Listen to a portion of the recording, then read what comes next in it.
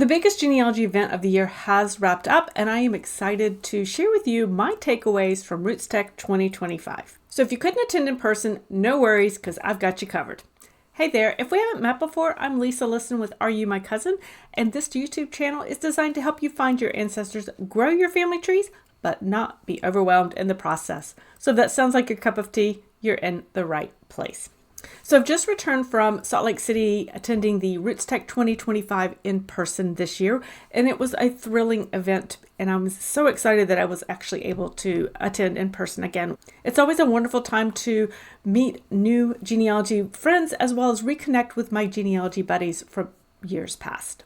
Now, if you're not familiar with RootsTech, it is a large global genealogy event that takes place in person, but also has a virtual component. And so there were millions of people literally who were participating in the virtual event as well. This year's theme for RootsTech was Discover. I really loved this theme, Discover, because I really think that's what we're actually all about when it comes to seeking out our ancestors and documenting our family history.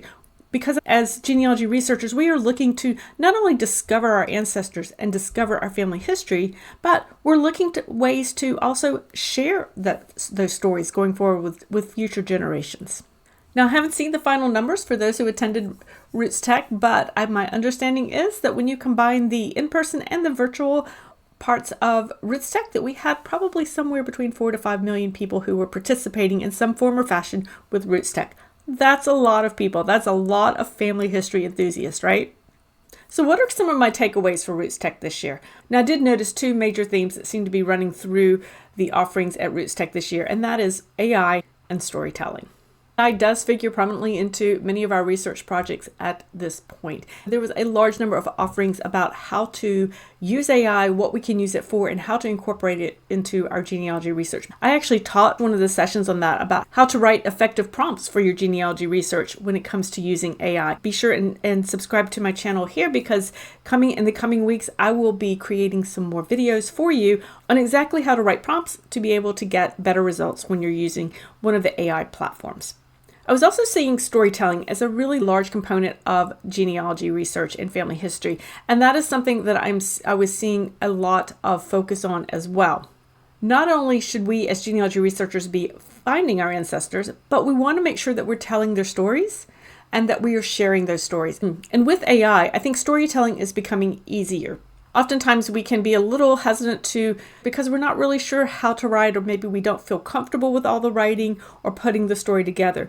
Well, AI can absolutely help us with that. There are lots of options that we have now with AI, so I think we're starting to see that go hand in hand. So we have AI not only to help us research our ancestors and make progress with some of our research, but also to write their stories and to share their stories going forward. Now, something I love to see and make note of when I go to RootsTech is the fact that the large genealogy companies are typically announcing their new features and releases. So announcements from MyHeritage included things that they are actually now have over 34 billion records for us as researchers to actually search on their website. So that's a huge chunk of new records that have been made available, and they have plans for absolutely more records that will be coming and added to their collections as well. One of the most exciting things that they actually did announce is their new feature called Cousin Finder. Now, guys, I gotta love this name, Cousin Finder, because, Are You My Cousin? Cousin Finder.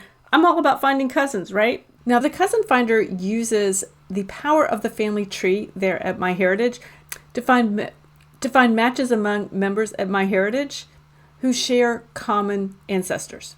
As MyHeritage puts it, you gain DNA level insights without the DNA test. So this is a fun and insightful tool that I have already begun using, and I'm thrilled with the results. Now, a couple tips when you go into using Cousin Finder over at MyHeritage. One, you have to have a tree at MyHeritage, but the more detailed, the more filled out that tree is, the healthier your tree is at MyHeritage, the better results that you are going to be able to find when it comes to finding cousins. And I have been able to find cousins all the way up into the 5th cousin level. So I am thrilled to be able to start diving in a little bit more to some of those more collateral trees to help maybe start to break down some of my brick walls for my genealogy research. Now, the other really exciting tool that MyHeritage has recently released is called Ancient Origins. Now, The ancient origin feature you'll find in the DNA under the DNA tab allows us to actually discover our origins back 10,000 years ago. In other words, it's allowing us to find some of those ancient populations from which we descend. So it's a really fun feature to explore and enjoy, and it's a fabulous new tool, and it's fun and it's exciting to be able to explore those populations and then also share those. It's a really great way to start piquing the interest of perhaps some of those non-genealogy interested folk within your family. Now, Ancestry.com also announced a new feature that's quite exciting to explore as well, and that is their new feature called Networks. This is a feature that is designed to help you create and organize groups of connected individuals. In other words, it allows you to track and work with your ancestors' fan club. Remember, that fan club is their friends, their associates, and their neighbors. So by utilizing the network feature, what this is allowing you as a researcher to do is take into account your ancestors' community, those who were part of your ancestors' community who may figure into your research and help you understand their lives a little bit better, but maybe they're not directly related. Maybe they're not actually on your family tree. So this is going to help you understand your ancestors' lives a little bit better, put them in context, and then be able to make some correct analysis for your ancestors' lives and records going forward. Now, if you are interested in learning more about the tools from these major genealogy databases, such as MyHeritage and Ancestry and FindMyPast, then be sure and hit the subscribe button below. I will be creating step-by-step tutorials on these features that the companies have released in the coming weeks, and that way, if you are subscribed, you won't miss a thing. All right, so let's talk about FindMyPast and what they've got going on. Some really exciting things happening over at FindMyPast as well. Now, one of the things I'm really excited about over at FindMyPast is their expansion of their newspaper collection. You guys know I love newspaper research. This is really where we find the good stuff for our ancestors, right?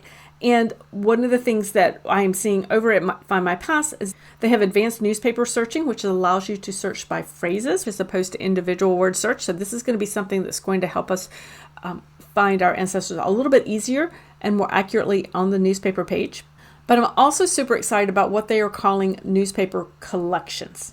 Guys, this is sort of like Pinterest, but for newspapers, even better. Under newspaper collections, you can actually create a collection, or kind of think Pinterest board, but a newspaper collection of curated newspaper articles that you find. You'll be able to easily view the ones that you have created on a specific topic or a specific area. And you can also search the collections that have been curated by other individuals, other researchers within the platform. So examples of some collections that I found while poking around over on the FindMyPast newspaper collections were things such as World War I and World War II collections. I was noticing there were some collections based on villages. So there was a village or a small town. I was seeing individuals who had curated articles based on those locations. So if I find a village or a town that I'm perhaps interested in for my ancestors, and I'm seeing this wonderful collection of newspaper articles that have been curated, that's what I'm definitely going to be drawn to and perhaps be able to reach out to that researcher in the future. Now, the other really exciting new feature over at FindMyPast is what they call the narrative family tree. This allows us to tell our ancestors' stories right in that family tree. It brings together documents, it brings together records, and it puts them actually on a map for you. This is going to allow you to see where the events of your ancestors' lives took place. And I find this quite fascinating because I tend to be very visual. So if I can see on a map visually where the events took place, it's going to give me a better context for my research. I'm going to get a better idea of location and what was happening and where in the literal world they were at the time. So now that I've been home from RootsTech for a couple days, I started to think about what are two of the biggest ideas or topics that I wanted to go forward with and that I wanted to share with you. And I really thought that number one of my biggest takeaways is that AI is here and we need to learn how to use it. We need to be incorporating it as part of our genealogy research. Now, I realize if you have not used AI as part of your genealogy research at this point, you may be a little hesitant. I would encourage you to jump in, watch for my videos coming up in just a few weeks on how to use AI and how to start using AI in your genealogy research. But also I want you to consider the fact that you've probably already been using it a little bit, because most of the genealogy platforms that we use actually have some component of AI built in. So it's already part of your genealogy research likely, and it will be in the future as well. The other concept that I brought home with me is really not new, and that is the power of stories. Again, family stories have been a part of family history really from the beginning of the whole thing, right? Stories have always been a part of family history and genealogy research. And I know that it has not always been an easy thing to do, to actually capture those stories and to share them. It's always been one of those, someday I'll write the book. Someday I'll record those memories. Someday I'll tell my story. So it's not a new concept, but the importance of it has just, I think, become more prevalent. And with the AI tools that are out there now built into the genealogy research platforms, as well as just the platforms such as ChatGPT, etc., are allowing us to be able to write our family stories more quickly and easily and to share them. The other big takeaway that I came home with is the fact that the major genealogy companies, Family Search, Ancestry.com, MyHeritage, FindMyPast, they are all continuing to grow their collections and have grown them significantly over the past year or so. Now, for us as researchers, this is a fabulous thing, obviously. I think it's really time to make sure that going forward that we take time to go back and maybe redo some of those searches that we've had. There is every possibility that when you redo a search that you did a few years ago, that possibly you're going to find new records popping up that are going to be helpful for your research. So make sure you go back and redo some of those searches. I'm going to encourage you, go ahead and schedule an actual time on your calendar to do this. Remember, someday is not a day on the calendar, all right? So go ahead, schedule out a time so that you can then go back and recheck those databases. You may be pleasantly surprised and find that records that you need to document your ancestors are now available online. Now, in the coming weeks, as I'm working behind the scenes to prepare upcoming videos on using AI as part of your genealogy research, be sure and keep your research on track with the video on your screen now.